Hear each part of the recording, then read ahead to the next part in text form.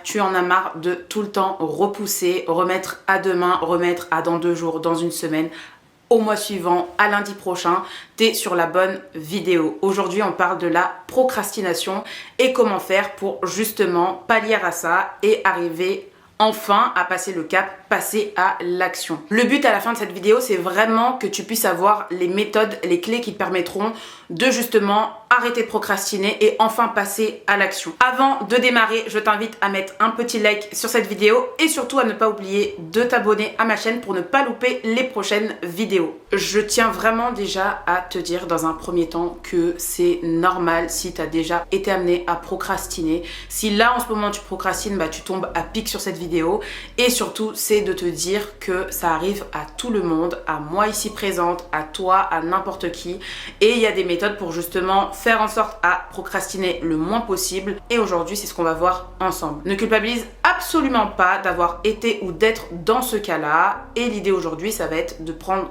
un maximum de notes sur les méthodes que je vais te donner parce que tu vas devoir passer à l'action dès maintenant, dès l'instant où tu regardes cette vidéo. Si tu as besoin, n'hésite pas à prendre un petit papier, une feuille ou ton téléphone à côté de toi pour noter les différentes méthodes que je vais te donner juste après. La première question qu'il va falloir se poser, c'est le pourquoi est-ce que tu procrastines? Déjà, ça va être la base des choses pour justement se dire ok, là je procrastine en ce moment, mais est-ce qu'il y a une raison particulière ou non? En général, il y a toujours une raison. Et là, c'est ce qu'on va aller chercher à savoir. Autant il y a des fois où on peut être dans une maxi flemme, je dis pas on peut être fatigué, etc. Bon là, aujourd'hui, j'ai pas envie, on repousse, on repousse. Oui, mais en fait, quand ça commence à être long et qu'au final, tu te rends compte que tu ne fais pas, mais vraiment pas ce que tu as à faire sur le long terme, c'est que finalement, c'est pas juste une question de flemme. En général, il y a toujours une cause. Aujourd'hui, pose-toi la question, pourquoi est-ce que je procrastine? Vraiment, le but, ça va être de déceler le problème, la problématique qu'il y a derrière cette procrastination. Est-ce que c'est le fait que tu es submergé et que tu t'es en fait justement donné trop de tâches, trop d'objectifs justement à atteindre qui font que bah, finalement, ça te fait peur et que tu te lances pas parce qu'en fait, tu as une multitude de choses à faire, tu es submergé, tu as l'impression que tu as la tête sous l'eau et du coup, tu sais pas par où commencer. Donc au final, bah, tu restes à ta base, c'est-à-dire que tu ne commences rien. Ça, c'est la première option. La deuxième option, ça peut être le fait que tu aies quelque chose en tête. Ça peut être tout et n'importe quoi. Là, vraiment, je dis ça, ça peut être dans un contexte professionnel, ça peut être dans le cadre de, je sais pas moi, rénover ton appartement, ça peut être tellement de choses, ça peut être sur plein de plans différents. Ça peut être la peur d'échouer, donc c'est-à-dire tu dis bon bah là j'ai envie de, je te dis une bêtise, changer de boulot. T'as envie de changer de travail, mais t'as peur de l'échec, c'est-à-dire que t'as peur d'arrêter le travail que tu fais pour aller vers un autre, mais au final de pas réussir dans le domaine que tu vas viser juste après, par exemple. Ça peut être le fait de te dire, bon bah voilà, t'as envie d'aller courir 5 km, mais t'as peur d'échouer, de t'arrêter à 2 km, et du coup, tu vas pas mettre tes chaussures et aller courir. Ça peut être tellement de choses différentes finalement, mais voilà, ça peut être la peur de l'échec, tout simplement, pareil, dans plusieurs contextes différents. Parfois, ça peut tout simplement être le fait d'avoir peur de mal faire. Je sais pas, moi, admettons que tu as envie de repeindre tes murs. Je dis ça, enfin vraiment, je donne des exemples tellement aux antipodes les uns des autres, juste pour que tu puisses, toi, trouver les raisons, les causes de ta procrastination à toi, dans ton contexte à toi. C'est pour te dire que ça peut vraiment concerner tout et rien. Donc, le fait de vouloir peindre tes murs, mais tu te dis, est-ce que le résultat final sera beau et du coup au final tu vas pas le faire? Ça peut être ça, ça peut être tellement d'autres choses, enfin bref. Et parfois c'est simplement le fait aussi de ne pas savoir par où commencer, par où démarrer parce que t'as un trop plein d'idées, t'as beaucoup de choses en tête, mais tu sais pas par où commencer ou ça a l'air tellement vague pour toi, t'as envie de faire quelque chose, mais tu te dis ok, je dois démarrer par quoi en fait? Et juste là, bah, ça fait que tu ne te lances pas parce que tu sais pas par où démarrer tout simplement. Donc là c'est différentes causes que j'ai pu te donner, mais il y en a énormément, on pourrait en chercher beaucoup d'autres. Ça se trouve que toi c'est encore autre chose et que tu sais le pourquoi, n'hésite pas à le noter sur un papier ou sur ton téléphone, comme ça tu sais déjà quel est ton blocage, qu'est-ce qui fait que tu procrastines justement et que tu ne passes pas à l'action. Et il y a une chose qui peut être cette cause-là, c'est que lorsque je crois que j'ai dit submerger juste avant, quand t'as l'impression de pas être apte, capable, en fait, ça se trouve que t'es juste dans un down en ce moment et que c'est pas le moment pour toi, que t'as juste un besoin qui est autre que ça. En fait, peut-être que justement le fait que tu ne fasses rien, c'est ton cerveau qui te dit là en ce moment j'ai besoin de me reposer. Petite parenthèse. Donc voilà, il y a des fois aussi où c'est ça et ça pour le coup c'est ok, tu laisses la période passer et tout revient à la normale. Ça peut arriver à tout le monde et justement ça te permettra de reprendre un peu d'énergie pour démarrer par la suite ou redémarrer ce que tu avais mis de côté. Et en fait dans ces cas de figure là, peu importe le contexte, ce qui se passe c'est que ça finit par devenir un cercle vicieux. T'as pas démarré, du coup tu ne démarres pas, du coup tu vas sur ton téléphone, du coup tu scrolles, du coup tu fais rien. En fait, tu fais que des choses qui t'empêcheront d'avancer, de démarrer, de passer à l'action et tu vas rester dans ce petit cercle vicieux et au fur et à mesure du temps, il n'y a rien qui est fait, rien qui avance. Et vu que tu vois que tu n'as rien fait, et tu te dis mais pourquoi est-ce que je devrais m'y mettre maintenant? Non mais je vais le faire dans 2 minutes, je vais le faire demain, je vais le faire à partir de lundi parce que début de semaine, nouveaux objectifs, etc. Ah non, là c'est la fin d'année, c'est bientôt janvier, je le ferai en début d'année, ça sera dans ma liste de résolutions, etc. etc. Tu trouveras toujours un meilleur moment que là tout de suite pour le faire. Ça, c'est pas forcément la bonne méthode et je vais t'expliquer pourquoi. On passe tout de suite aux différentes méthodes. Donc pour commencer, méthode numéro 1, ça va être la règle des 2 minutes. Qu'est-ce que la règle des 2 minutes? Ça va être très simple. Si une tâche te demande moins de 2 minutes, lève-toi, tu le fais tout de suite. C'est-à-dire que là, tu prends ta télécommande ou ton téléphone, tu appuies pause et tu vas faire cette tâche tout de suite. Si ce que tu devais faire, c'est, je te dis une bêtise, envoyer un mail, tu vas sur ton ordinateur, tu l'allumes, tu mets ton mot de passe, ça te prend 30 secondes et tu vas lire ou rédiger le mail que tu as à faire. Par exemple, si autrement, c'est, je sais pas moi, faire ton ménage, essaie de te dire, ok, visualise pas tout le ménage que tu as à faire, les lessives, les trucs, non. Dis-toi, ok, là, je vais commencer par faire simplement ma vaisselle. Lève-toi, tu fais ta vaisselle. Tout simplement. Quitte à laver 3 assiettes. Au final, tu verras que juste le fait de te lever, de passer à l'action va faire que tu vas finir par continuer ce que tu faisais parce qu'en fait, tu es déjà dans l'entrain. Je sais pas si tu vois ce que je veux dire. Essaye d'appliquer ça sur des petites tâches du quotidien que tu as réalisées, mais aussi sur des grosses tâches. C'est-à-dire, là, je t'ai donné l'exemple du mail à rédiger, de la vaisselle. C'est des choses qui vont plus ou moins vite. Mais si, par exemple, tu veux te mettre au sport, le sport, ça va être sur le long terme. Si tu as envie de démarrer une perte de poids de, je te dis une bêtise, 10 kilos et tu te dis, bon, ok, là, il faut que je perde 10 kilos. Toi et moi, on le sait, les 10 kilos, demain, tu les auras pas perdus. Mais ce que tu vas mettre en place dès maintenant va te permettre de les perdre sur le moyen, long terme. Et encore sur court terme, tu vas déjà pouvoir voir des résultats à tout ce que tu auras mis en place. Commence par des petites actions, c'est-à-dire, au lieu de te dire, ok, je vais commencer la salle, je vais aller 5 fois par semaine, comme ça je vais perdre 10 kilos. Non. Là, déjà, tu te mets une grosse pression et ça va te repousser, ça va pas te donner envie, là, tout de suite, d'enfiler tes vêtements et d'aller à la salle de sport parce que tu te mets une grosse pression. Commence doucement. Dis-toi, ok, là, cette semaine, je vais aller m'entraîner au moins une fois. C'est-à-dire là, tu te lèves, tu mets tes habits, tu te dis, ok, aujourd'hui, c'est ma première séance de sport, je suis trop contente. Quand tu vas sortir de la salle, tu vas dire, ok, je l'ai fait, c'est trop bien. Tandis que si tu te dis, je vais aller 5 fois par semaine à la salle, c'est quelque chose que tu ne fais pas de base. En fait, tu vas dire, ok, là, je dois aller 5 fois à la salle. Oh, franchement, ça fait too much. Non, dis-toi juste, ok, là, je vais commencer le sport. Mets ta tenue, va faire une séance, juste une séance. Et ensuite, au fur et à mesure, tu augmentes la cadence. Dis-toi que voilà, sur une base, tu te dis que tu vas aller à la salle 2 fois par semaine, dont aujourd'hui, le moment où tu regardes cette vidéo, par exemple, si c'est dans tes objectifs. Donc tu dis, ok, j'y vais là maintenant tout de suite et il me restera une autre séance à faire. Tout simplement. Et c'est beaucoup plus simple pour ton cerveau d'assimiler et de se dire, ok, je vais pouvoir le faire, que de donner quelque chose de trop challengeant sur l'instant T à ton cerveau. En fait, ça fait beaucoup trop peur. Donc, si c'est pas dans tes habitudes, essaie d'y aller vraiment de façon crescendo. En fait, c'est simple. Le but, c'est pas forcément d'avoir fait les choses que tu voulais faire, donc les 5 séances semaine ou la rédaction du mail. Ça va être vraiment le fait d'actionner, le fait de se lever, de se mettre en action. Donc pour le mail, ça va être juste d'allumer l'ordinateur. Pour la séance à la salle de sport ou pour les séances à la salle de sport, ça va être juste de te lever et de t'habiller.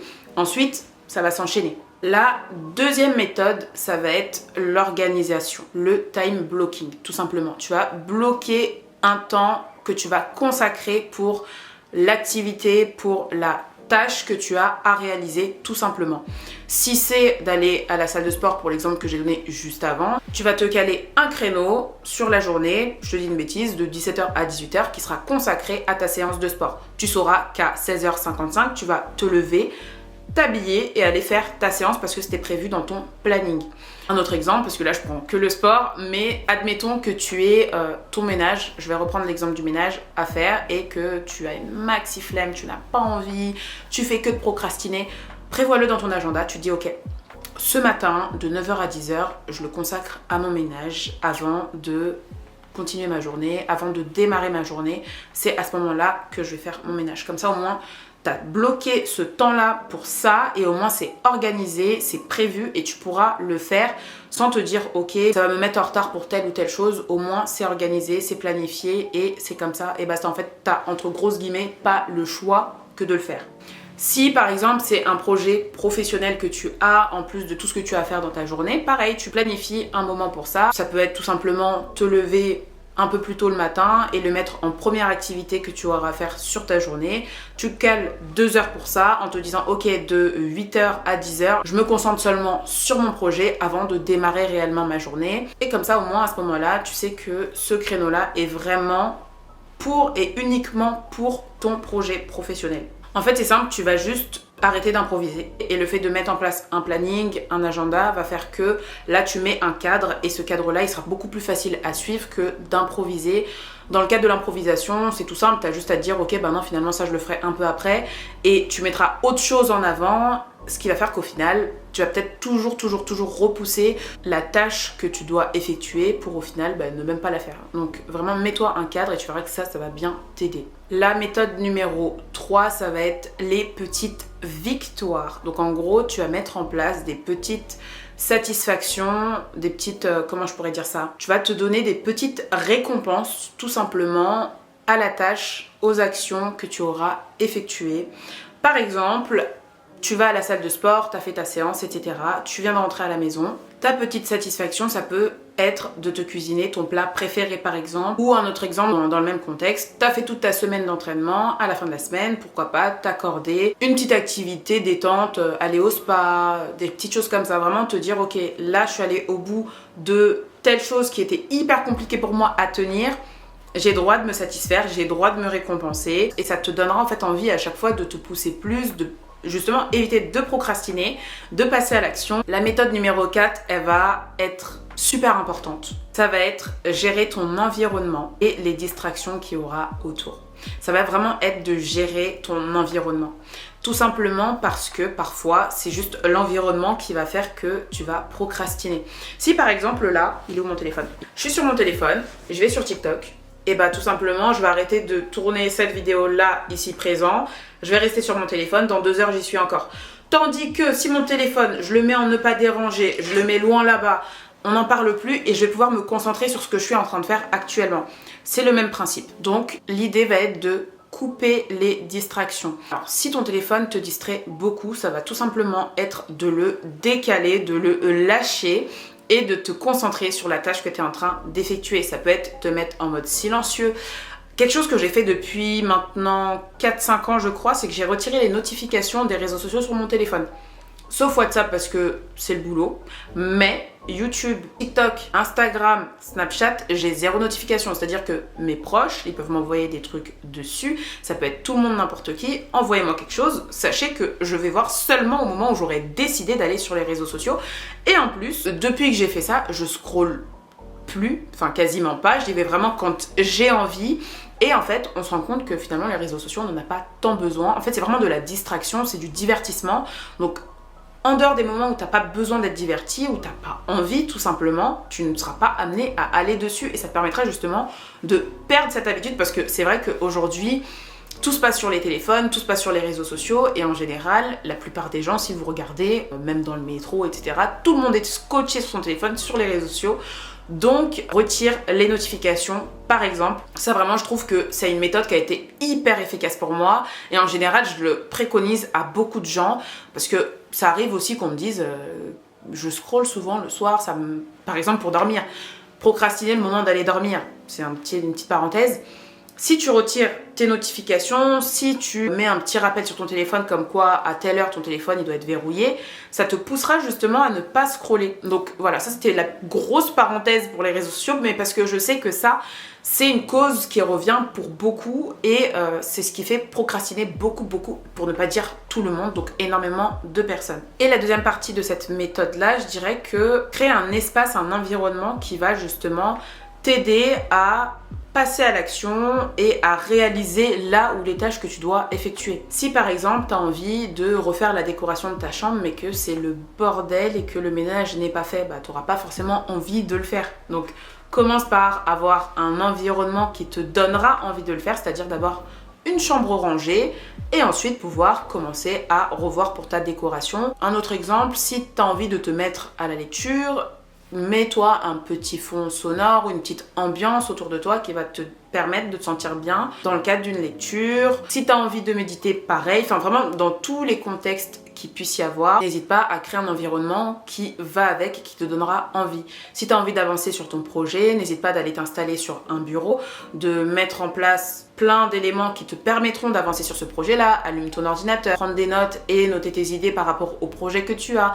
Vraiment, voilà, pour tous les contextes différents, n'hésite pas à créer un environnement. Et la méthode numéro 5 qui sera le dernier point finalement et qui est l'un des plus importants, sois indulgente et bienveillante envers toi-même. Accepte le fait qu'il y ait des fois où t'as pas trop envie et que c'est un peu dur de se lancer. Vas-y doucement, le fait de juste passer à l'action et de faire un petit peu, c'est toujours mieux que rien. Peut-être que c'est juste le fait d'être passé à l'action en ayant fait juste 2 minutes ou 5 minutes ou 10 minutes dans la journée qui te permettra encore d'avancer et au final de pas être resté au point mort. Donc vraiment, sois indulgente, sois bienveillante envers toi. Ça peut arriver à tout le monde, il y a des périodes comme ça. Et encore une fois, rappelle-toi, si jamais tu es dans une période où tu procrastines vraiment tout, demande-toi surtout le pourquoi tu procrastines, parce qu'il y a forcément une raison derrière. Et dis-toi tout simplement, le fait d'en avoir fait un peu, c'est toujours mieux que rien, et que dans tous les cas, tu arriveras à un moment donné à avancer. Du coup voilà, on arrive à la fin de cette vidéo. J'espère qu'elle t'aura aidé surtout et qu'elle te permettra de passer à l'action dès à présent. N'hésite pas à t'abonner à ma chaîne si jamais tu veux du contenu similaire. Et j'espère vraiment que tu arriveras à avancer dans les différentes tâches, les différents projets, les différentes choses sur lesquelles tu procrastinais jusqu'à présent. Dis-toi que la seule chose qui fait que tu n'y arrives pas, c'est que tu ne passes pas à l'action. Et finalement, en 2 minutes, tu peux passer à ces actions-là. Donc voilà, dis-toi que tu es capable, que tu peux le faire. Et sur ces belles paroles, je te dis à très bientôt pour une nouvelle vidéo. Plein de bisous!